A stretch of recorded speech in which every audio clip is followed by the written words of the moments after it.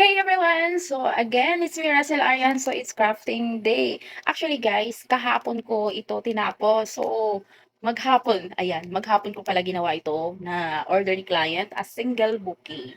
So shade of light green siya dahil request ni client yung ganitong kulay. So yan, papakita ko sa inyo kung ano ito.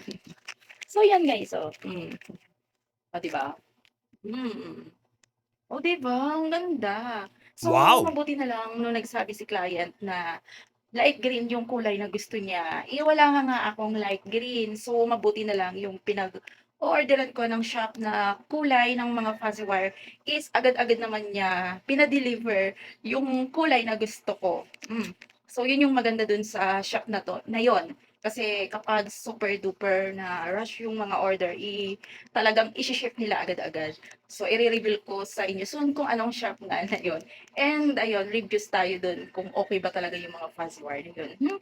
So anyway, ayan nga, nakikita nyo nga, oh. So single bouquet yung ganitong klase po ng flower. So dahil ang nag-recommend kasi nito is yung aking friend doon sa pagbibigyan, kaya pagbibigyan doon kay client.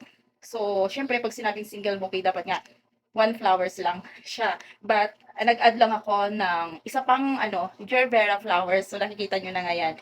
And isang one gomamela. Big gomamela yung sa pinaka-middle ng kanyang And syempre yung ating fillers dapat hindi mawawala. And mas lamang yung kanyang kulay. Ayan, kasi nga, yung ginamit ko dito wrapper is yung gold with light gray. So, yung original talaga na pinagbasihan ni client is yung yung jade pink neto. So, ayan. Nag-add lang ako for the good. And mas nag-enhance nga yung kulay niya. At syempre, for the final look nga guys, ayan So, mapakita ko sa inyo, ayan. Ito yung mas magandang ribbon para dito sa single bouquet na to. O, diba? Ang ganda. And ganito nga siya guys kapag sa malapitan. So, yan.